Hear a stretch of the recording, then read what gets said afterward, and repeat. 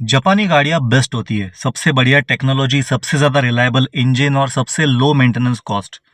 लेकिन यार गाड़ी में फीचर्स कुछ खास मिलते नहीं है। अगर आपको फीचर्स ही चाहिए तो कोरियन गाड़ियाँ बेस्ट है, भर भर के फीचर्स मिलता है, फ्यूचरिस्टिक लुक मिलता है, एडवांस टेक्नोलॉजी मिलती है। लेकिन सेफ्टी का क्या? इंसान ही नहीं बचेगा तो फीचर्स का करेगा क्या? एक काम करते हैं, जर्मन कार्स लेते हैं। सेफ्टी भी टॉप नॉच मिलती है, राइड एंड हैंडलिंग भी सबसे बेस्ट मिलती है, परफॉर्मेंस एकदम बढ़िया है। लेकिन मेंटेनेंस का क्या? ये तो हाथी पालने जैसा है। एक काम करते हैं, इंडियन ब्रांड देखते हैं, टाटा या फिर महिंद्रा लेता हूँ। दिखने में गाड़ियाँ बढ़िया है, फीचर्स भर भर के मिलते हैं, सेफ्टी भी एकदम टॉप नॉच है। लेकिन सर्विस का क्या? गाड़ी घर में कम, सर्विस सेंटर में ज़्यादा दिखती है। तो ऐसे में लूँ तो क्या लूँ? आज की डेट में हर एक बायर के मन में यही सवाल आता है। ऑटोमोबाइल सेक्टर चार हिस्सों में बंट चुका है, जिसमें एक तरफ कोरियन राज कर रहा है, एक तरफ जापानी राज कर रहा है, एक तरफ इंडियन है और दूसरी तरफ जर्मन है। ये चारों में से आपको कौन सा ब्रांड लेना चाहिए, आपके रिक्वायरमेंट को कौन सा ब्रांड सूट करेगा, इन गाड़ियों की खूबियाँ क्या है, कमियाँ क्या है, और एज अ बायर आपको किस चीज़ के ऊपर ध्यान देना चाहिए, आज हम डिटेल में कंपेयर करना चाहिए। तो आज फैसला कर ही लेते हैं कि सबसे बढ़िया कौन है, कोरियन, जर्मन, जापानीज या फिर इंडियन। आज बेस्ट का फैसला हो जाएगा, तो वीडियो एंड तक देखिएगा। सो बिना किसी देरी के कंटेंट की तरफ बढ़ते छोटे से इंट्रो के साथ।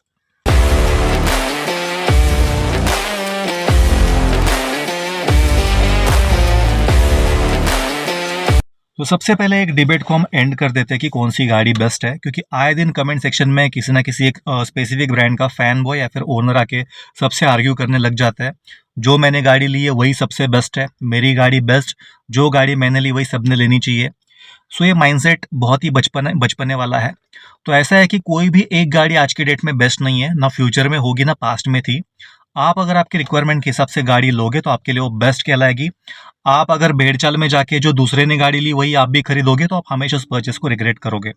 तो सबसे पहले हमें ये जानने की ज़रूरत है कि हमारे रिक्वायरमेंट के हिसाब से कौन सी गाड़ी फिट बैठती है और वही गाड़ी आपके लिए बेस्ट कहलाएगी। तो हमारा रिक्वायरमेंट अंडरस्टैंड करने के बाद आपको ये देखना पड़ेगा कि कौन सी कार ब्रांड आपको क्या वैल्यू देना चाहती है, या फिर कौन सा ब्रांड कस्टमर के बारे में क्या सोचता है, ये जानना हमें बहुत ज़्यादा ज़रूरी है। आज का ऑटोमोबाइल सेक्टर, मैं लीडिंग ब्रांड की बात कर रहा हूँ, चार हिस्सों में बंट चुका है। एक तरफ जहाँ पे जापानीज और कोरियंस है, दूसरी तरफ इंडियंस और जर्मन्स है। ये चारों कुछ ना कुछ यूनिक चीज़ अपने कंज्यूमर को देना चाहते हैं। इंडियन माइंडसेट को इन चारों ब्रांड ने कितना समझा है और ये क्या क्या चीज़ें हमें देना चाहते हैं, वो हमें जानना सबसे पहले बहुत ज़्यादा ज़रूरी है। तो हम एक एक करके जाएंगे, कौन सा ब्रांड आपको क्या देना चाहता है, उसके एडवांटेजेस क्या है, उसके कॉन्स क्या है, उसकी बुराइयां क्या है, और किन लोगों ने उन गाड़ियों को प्रेफर करना चाहिए, ये हम एक एक करके देखने वाले हैं। तो शुरुआत करते हैं कोरियन ब्रांड्स की तरफ से। मैं सिर्फ यहाँ पे लीडिंग ब्रांड्स की बात कर रहा हूँ। तो जब हम कोरियंस की बात करते हैं तो यहाँ पे दो ब्रांड्स आते हैं, hyundai और किया। तो सबसे पहले डिस्कस करते हैं ये ब्रांड्स आपको क्या देना चाहते हैं, इनकी हमारी तरफ देखने का क्या नज़रिया है, वो हम सबसे पहले आप अंडरस्टैंड कर लेते हैं। तो ये क्या ऑफर करना चाहते हैं, किस चीज़ के लिए कंपनियां जानी चाहती है। तो सबसे पहले इनकी गाड़ियां बहुत ही ज़्यादा फीचर लोडेड होती है, सेगमेंट लीडिंग टेक ये गाड़ियां प्रोवाइड करती है, बहुत ही प्रीमियम इंटीरियर आपको प्रोवाइड किया जाता है। गाड़ी के अंदर बैठने के बाद आपको वर्थ लगता है कि यार जो मैंने पैसे डाले हैं, गाड़ी का जो फील है उसको कम्प्लीटली जस्टिफाई करता है। बहुत ही प्रीमियम आपको फील होगा अंदर बैठने के बाद, और बहुत ही फ्यूचरिस्टिक और कहीं ना कहीं फ्लैशी लुक के साथ गाड़ियाँ आती है। तो थोड़ा बहुत यूनिक डिज़ाइन करने की ये दोनों भी कंपनियाँ कोशिश कर रही है। अब हम बात करते हैं इसके कुछ प्रोज की, कुछ अच्छाइयों की। इनका सर्विस नेटवर्क काफ़ी अच्छा है, गाड़ियाँ रिलायबल भी काफ़ी हद तक है, और गाड़ियों का रीसेल भी काफ़ी अच्छा है। अब अगर मैं बुराइयों की बात करूँ तो गाड़ियों में सब कुछ मिलता है, लुक्स वाइज अच्छी है, प्रीमियम फील मिलता है, रिलायबल है, माइलेज अच्छा मिलता है। लेकिन इन गाड़ियों का हमेशा एक ड्रॉबैक रहा है इनकी सेफ्टी को लेके। मैं सारी गाड़ियों की बात नहीं कर रहा हूँ, लेकिन मोस्टली कोरियन कंपनीज की गाड़ियों पे सेफ्टी का हमेशा कंसर्न रहा है। कुछ गाड़ियों ने अच्छा स्कोर किया भी हो, फिर भी हाई स्पीड स्टेबिलिटी का कंसर्न इन सारी गाड़ियों में आज भी है। तो सेफ्टी के कंसर्न्स को लेके ये इसका सबसे बड़ा ड्रॉबैक आज की डेट में भी कहलाता है, और कंपनी का कोई भी प्रोएक्टिव अप्रोच दिखता नहीं कि सेफ्टी के ऊपर हम कुछ काम कर रहे हैं। तो अगर इसको हम एक शॉर्ट वर्ड में समराइज कर दें तो ये जो कोरियन ब्रांड्स हैं, ये फीचर ओरिएंटेड ब्रांड इनको हम कह सकते हैं। ये ज़्यादातर फोकस्ड है फीचर्स, टेक्नोलॉजी और लुक्स के ऊपर। अब हम बात करते हैं कि किन लोगों ने कोरियन कार को खरीदना चाहिए। जैसे कि मैंने कहा, जिन लोग को बहुत ज़्यादा फीचर्स पसंद है, बहुत ज़्यादा टेक्नोलॉजी पसंद है, बहुत ही प्रीमियम और फ्लैशी लुक्स पसंद है, ऐसे लोग कोरियंस कार ले सकते हो। अगर आपकी रनिंग मैक्सिमम सिटी में है तो ये गाड़ी एक अच्छा ऑप्शन आपके लिए बन सकती है।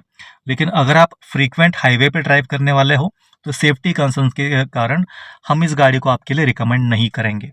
तो स्पेसिफिक ग्रुप जो मोस्टली सिटी में ड्राइव करता है, जिनको टेक्नोलॉजी, फीचर्स, लुक्स और प्रीमियम फील पसंद है, उन लोगों के लिए ये कोरियन गाड़ियाँ एक बेस्ट चॉइस बन जाती है। आगे बढ़ते हैं जापानीज कार की तरफ। इनको अगर एक शॉर्ट वर्ड में समराइज किया जाए तो इनको हम बजट ओरिएंटेड सेगमेंट कह सकते हैं। जापानीज जो लीडिंग ब्रांड इंडिया में वो है एक तो मारुति सुजुकी, टोयोटा और होंडा। अब बात करते हैं ये कस्टमर्स को क्या देना चाहते हैं, इनके यूनिक ऑफरिंग्स क्या है। इनका सबसे जो यूनिक ऑफरिंग है वो है बेस्ट इन क्लास रिलायबिलिटी। सबसे ज़्यादा रिलायबल गाड़ियाँ ये गाड़ी आपको प्रोवाइड करता है रिलायबल इंजन के साथ में। चाहे वो टोयोटा हो, चाहे वो होंडा हो, चाहे वो मारुति सुजुकी हो, इनके इंजन्स काफ़ी रिलायबल माने जाते हैं आज के डेट में भी। इनका ओनरशिप कॉस्ट काफ़ी कम होता है, मेंटेन करने के लिए काफ़ी इजी है, ज़्यादा कुछ केयर नहीं करनी पड़ती है, कहीं से भी रिपेयर हो जाती है और ज़्यादा कुछ इसमें कंसर्न्स आते नहीं है टेक्निकली। जैसे कि मैंने कहा, चीपेस्ट ओनरशिप कॉस्ट है। इनकी फ्यूल एफिशिएंसी भी बहुत अच्छी होती है कंपेयर टू कोरियंस। अब बात करते हैं सेफ्टी की। अगर मैं कुछ सालों पहले की बात करूं तो सेफ्टी को लेके बहुत बड़ा कंसर्न मारुति की गाड़ियों के ऊपर था, लेकिन आज की डेट में आप कोई भी जापानीज गाड़ी अगर उठाओगे तो ये कुछ ना कुछ कोशिश कर रहे हैं अपनी गाड़ी की सेफ्टी बढ़ाने के लिए, और वो दिख भी रहा है। अगर हम मारुति की बात करें स्पेसिफिकली, तो इनको जो रिसेंट गाड़ियां जो मिड सेगमेंट में आती है, जिसमें ग्रैंड विटारा है, ब्रेजा है, या फिर अभी रिसेंटली लॉन्च हुई विक्टोरिस है, सारी गाड़ियों ने 4 to 5 स्टार रेटिंग लाई है ग्लोबल एनकैप में।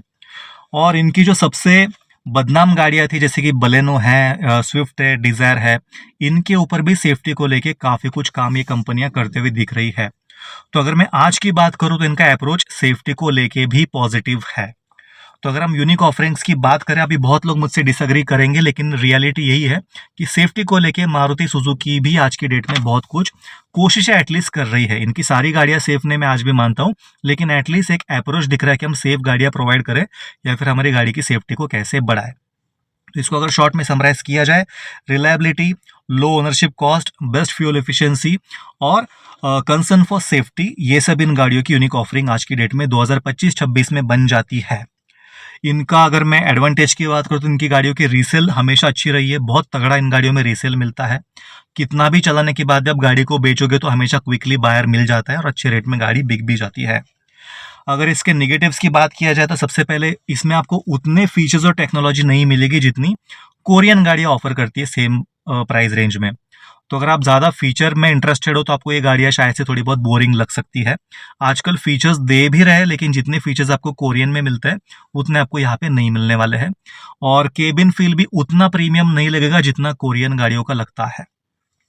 दूसरा, रोड प्रेजेंस भी कुछ इन गाड़ियों का यूनिक नहीं लगता है, हर दूसरी गाड़ी मारुति की होती है, और इनकी डिज़ाइन लैंग्वेज भी बहुत ज़्यादा एग्रेसिव नहीं है, तो गाड़ियाँ इतनी यूनिक नहीं लगती है। तो किन लोगों ने जापानीज गाड़ियां लेनी चाहिए, मैं सिर्फ मारुति की बात नहीं कर रहा हूँ, तीनों का सेम ही कैरेक्टरिस्टिक है, जिसमें मारुति है, होंडा है या फिर टोयोटा है। इवन टोयोटा की आप कोई भी गाड़ी उठा के देखोगे तो बहुत ज़्यादा एग्रेसिव लुक के साथ नहीं आती है, सेम केस होंडा के साथ में भी है। तो जापानीज गाड़ियाँ किसको लेनी चाहिए?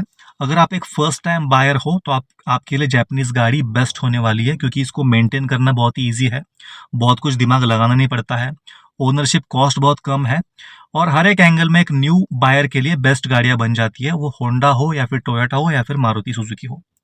अगर आप डेली कम्यूटर हो, आपकी डेली की रनिंग बहुत ज़्यादा है सिटी में, तो भी आप इन गाड़ियों को कंसिडर कर सकते हो। अगर आप एक कॉस्ट कॉन्शियस बायर हो तो भी ये गाड़ी आपके लिए बेस्ट साबित होने वाली है। और अगर आपको पीस ऑफ माइंड चाहिए, एक बार गाड़ी आपने खरीद ली, आप ज़्यादा इसमें दिमाग नहीं लगाना चाहते हो, तो इन गाड़ियों से बेहतर आपको पीस ऑफ माइंड दूसरे किसी ब्रांड में नहीं मिलने वाला है। तो ये हो गई जापानीज ब्रांड्स की बात। अभी हम बात करते हैं जर्मन्स की। जर्मन में मास मार्केट में जो लीडिंग ब्रांड्स है वो है स्कोडा और फोक्सवैगन।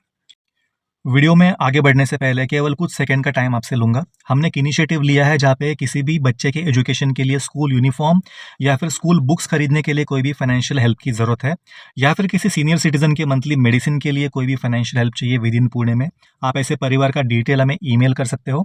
हम पूरी कोशिश करेंगे ज़्यादा से ज़्यादा मदद ऐसे परिवारों को पहुँचाने की। ये इनिशिएटिव के साथ ही अगर आपने चैनल को अब तक सब्सक्राइब नहीं किया, प्लीज़ कर दीजिए। ये आपके लिए ऐसे कंटेंट बनाने में, आपके बहुत सारे पैसे बचाने में, आपकी हमेशा हेल्प करेगा, आपके बाइंग डिसीजन को आसान बनाने में हमेशा हेल्प करेगा।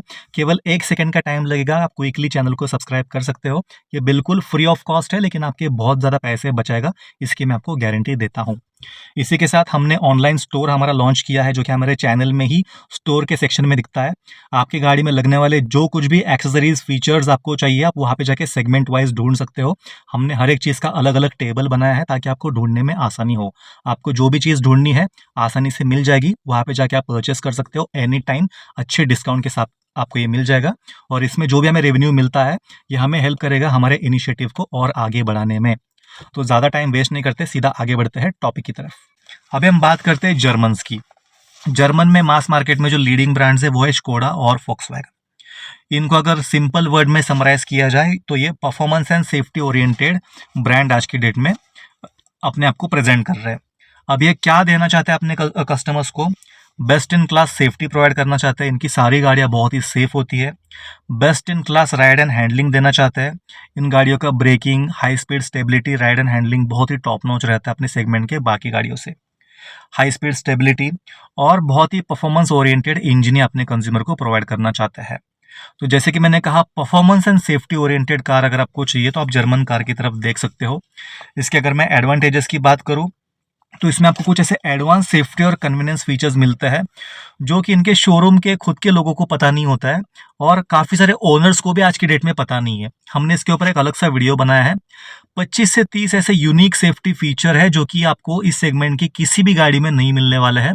वो आपको स्कोडा फोक्सवैगन की गाड़ियों में दिया जाता है और इसको ये ज़्यादा हाईलाइट भी नहीं करता है। इनके हिसाब से कोई बड़ी चीज़ है नहीं, लेकिन ये चीज़ बहुत ही इंपॉर्टेंट है अगर आप सेफ्टी को लेकर कंसर्न हो तो advance safety and convenience features गाड़ी में मिलता है और जो कि बहुत ही प्रैक्टिकल होती है। कहने का मतलब ये है, आपको कोरियन गाड़ियों में बहुत ही हाईटेक फीचर्स मिलेंगे जो कि ज़्यादातर गिमिकी होता है, दिखने में काफ़ी मज़ेदार लगता है, आप लोगों को दिखा सकते हो, शोशेबाजी कर सकते हो, लेकिन असल में जो प्रैक्टिकल चीज़ें होती है वो जर्मन गाड़ियाँ अपने इंजिन्स में और अपने सेफ्टी के चीज़ों में लगा देती है। वो एक इन गाड़ियों का प्लस पॉइंट है।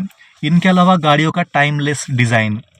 टाइमलेस की मैं जब बात करता हूँ, जो गाड़ियाँ आज की डेट में आप खरीद रहे हो, आज से 15 साल बाद भी ये गाड़ियाँ उतनी ही रिलेवेंट लगने वाली है। अगर आप स्कोडा फोक्सवैगन की पुरानी गाड़ियाँ देखोगे 10-15 साल पुरानी, जिसमें ऑक्टिविया है, लोरा है, रैपिड है, वेंटो है, जेटा है, तो वो गाड़ियाँ आज की डेट में भी आउटडेटेड नहीं लगती है, उतनी रिलेवेंट लगती है उनके टाइमलेस डिज़ाइन लैंग्वेज की वजह से। बहुत ही सोफिस्टिकेटेड, आपको बहुत ही फ्लैशी लुक्स नहीं मिलेगा। केबिन में एकदम सटल, सिंपल, सोफिस्टिकेटेड लगेगा। बहुत ज़्यादा आपको लाइटिंग्स वगैरह नहीं मिलेगी। तो एक सिंपल यूरोपियन लुक, आपको यूरोपियन फील यहाँ पे मिलने वाला है। इन गाड़ियों की निगेटिव चीज़ों की बात करें तो सबसे पहले इनका सर्विस नेटवर्क बहुत ही लिमिटेड है। इनका फुटप्रिंट इंडिया के सारे शहरों में आपको नहीं मिलने वाला है, खास करके टीयर 3 सिटीज़ में तो बिल्कुल नहीं। इन गाड़ियों का टाइमली मेंटेनेंस के लिए आपको टाइम निकालना पड़ेगा और इसका ओनरशिप कॉस्ट भी जापानीज या फिर कोरियन ब्रांड से ज़्यादा होने वाला है। अब किसने लेनी चाहिए जर्मन कार? सबसे पहले अगर आप एक ड्राइविंग एंथुसियास्ट हो, आपको ड्राइविंग करना बहुत पसंद है, आप ड्राइविंग के लिए ही गाड़ी लेना चाहते हो, तो आपको ये गाड़ियाँ बहुत ही मज़ेदार लगने वाली। इनका इंजन बहुत ही फन टू ड्राइव होता है। अगर आप फ्रीक्वेंट हाईवे ट्रिप्स करते हो तो इन गाड़ियों से बेहतर और कुछ नहीं है। Best in class ride, handling, safety, आपको सब कुछ मिलता है जो कि परफेक्ट बन जाता है हाईवे ड्राइविंग के लिए। अगर आपको ड्राइविंग प्लेजर कॉस्ट के ऊपर आपके लिए है, मतलब आप एक बजट कॉन्शियस बायर नहीं हो, आपके लिए ड्राइविंग प्लेजर ही प्रायोरिटी है, तो आपको ये गाड़ियाँ बहुत अच्छी लगने वाली है। और आपको फैमिली के लिए एक सेफ कार चाहिए, आप माइलेज आपके लिए सेकेंडरी है, ओनरशिप कॉस्ट आपके लिए सेकेंडरी है, आपके लिए सिर्फ ड्राइविंग और सेफ्टी प्रायोरिटी है, तो आप जर्मन कार को कंसिडर कर सकते हो। अब आगे बढ़ते हैं हमारे फेवरेट इंडियन ब्रांड्स की तरफ, देश के लोहे की तरफ। इसमें 2 ब्रांड्स आते हैं, टाटा और महिंद्रा। इनको अगर एक शॉर्ट वर्ड में समराइज किया जाए तो इनको हम सेफ्टी ओरिएंटेड ब्रांड्स कह सकते हैं और उसी तरह से वो अपने आप को प्रेजेंट भी करते हैं। अब ये 2 ब्रांड्स आपको क्या देना चाहते हैं? एक तो टॉप नॉच सेफ्टी, ये दोनों गाड़ियाँ सेफ्टी को ही हमेशा हाईलाइट करती है, तो आपको सेफ्टी इसमें बहुत बेहतरीन मिलने वाली है। दूसरी चीज़ रोड प्रेजेंस, ये दोनों गाड़ियाँ इतनी बेहतरीन गाड़ियाँ बना रही है। अगर मैं टाटा की बात करूँ तो उनका हैरियर, सफारी, आप कोई भी गाड़ी उठा के देखो, बहुत ही फ्यूचरिस्टिक, बहुत ही बढ़िया डिज़ाइन के साथ आती है। बहुत ही ओवर डिज़ाइन भी नहीं लगने वाली है, लेकिन बहुत ही आपको प्रीमियम लगने वाली है। Same goes with Mahindra. इनके अगर आप रिसेंट अगर ईवी लाइनअप देखोगे तो किसी भी प्रीमियम लग्जरी कार को भी ये गाड़ियाँ लुक्स के मामले में तोड़ देती है। एक पल के लिए हम ये भी सोचते हैं कि यार लग्जरी कार लेने की जगह यही कार क्यों ना लिया जाए, इतने प्रीमियम लुक्स ये गाड़ियाँ बना रहे हैं। तो रोड प्रेजेंस टाटा महिंद्रा की सारी गाड़ियों का बहुत अच्छा है। एक सोशल आपको स्टेटस भी दे सकता है, उस लेवल की ये गाड़ियाँ बना रहे हैं। इसके अलावा फीचर्स एंड टेक में भी गाड़ी बिल्कुल पीछे नहीं है। परफॉर्मेंस भी दोनों गाड़ियाँ परफॉर्मेंस भी ठीक ठाक ही देती है। गाड़ी का रीसेल भी बुरा नहीं है, रीसेल भी आपको ठीक ठाक निकाल के दे देगी। भले कोरियन या फिर जापानीज जितना ना हो, लेकिन इतना खराब भी नहीं है। और सबसे मेन चीज, इंडियन ड्राइविंग कंडीशन के हिसाब से ये गाड़ियाँ परफेक्टली बनाई गई है। इंडियन कस्टमर को ध्यान में रखते हुए, इंडियन रोड्स को, इंडियन ड्राइविंग कंडीशन को ध्यान में रखते हुए इन दोनों गाड़ियों को बनाया गया है, दोनों ब्रांड्स के द्वारा। अब अगर हम टाटा को अगर इन डीप देखें तो कोरियन जो आपको प्रोवाइड करते हैं फीचर्स एंड प्रीमियम लुक्स, वो टाटा भी प्रोवाइड कर रही है। फीचर्स भी भर भर के दे रहे हैं। प्रीमियम लुक्स में ये शायद आने वाले समय में कोरियंस को भी मात दे, उतने प्रीमियम इंटीरियर और गाड़ी के लुक्स ये लोग दे रहे हैं। जापानीज जो ओनरशिप कॉस्ट और रीसेल वैल्यू दे रही थी, तो टाटा कह रहा है कि यार हम भी आपको बढ़िया रीसेल निकाल के दे देंगे। जर्मन जहाँ पे कहते हैं कि हमारे गाड़ी में ड्राइविंग प्लेजर बहुत अच्छा मिलता है, परफॉर्मेंस अच्छा मिलता है, सेफ्टी बहुत अच्छी मिलती है, तो टाटा कह रहे हैं हम सेफ्टी भी दे देंगे। तो टाटा की गाड़ी आपको features, premium looks, safety, performance सब देने वाले हैं। तो फिर ये गाड़ी कहाँ पे मात खाती है? इन गाड़ियों का सबसे बड़ा प्रॉब्लम है इनके क्वालिटी इश्यूज और सर्विस इश्यूज। इन गाड़ियों के क्यूसी को लेके बहुत ज़्यादा कंसर्न्स है। बहुत ज़्यादा टेक ग्लिचेस इन गाड़ियों में पाए जाते हैं। और सबसे बड़ी चिंता की बात यह है कि नई गाड़ियाँ शोरूम से निकलने के बाद कुछ ही दिनों में खराब होकर वापस शोरूम में चली जाती है। मैं सारी गाड़ियों की बात नहीं कर रहा हूँ, लेकिन मेजोरिटी ये कंसर्न सिर्फ टाटा महिंद्रा में ही रिपोर्ट किए गए हैं। इनके क्वालिटी इश्यूज भी काफ़ी सारे हैं, फिट एंड फिनिश इश्यूज भी है। अगर हम टाटा की बात करें तो कुछ गाड़ियों में रस्टिंग इश्यूज भी बहुत ज़्यादा पाए जाते हैं। तो ये कुछ इसमें कंसर्न्स भी है टाटा महिंद्रा के। ये गाड़ियाँ सब कुछ ऑफर करना चाहती है, जो कि एक बहुत ही अच्छी बात है। कम से कम प्राइस में बेहतरीन दिखने वाली गाड़ी, बेहतरीन फीचर्स, बेहतरीन परफॉर्मेंस, बेहतरीन सेफ्टी, सब ये ब्रांड आपको देना चाहते हैं।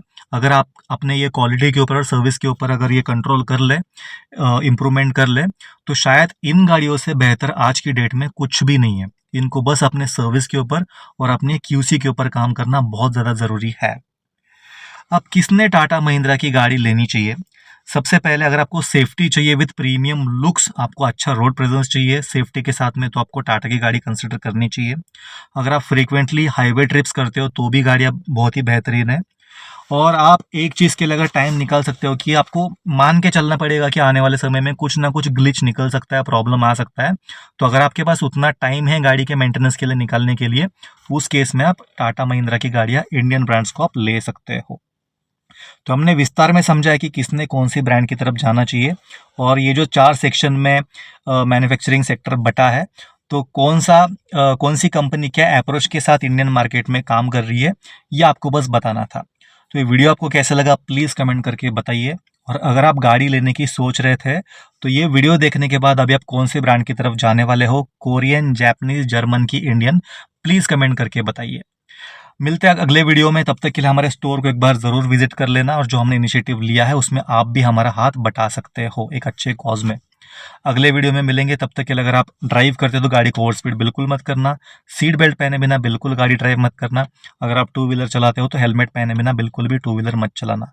आपसे मिलते हैं अगले वीडियो में, तब तक के लिए bye bye, take care and drive safe.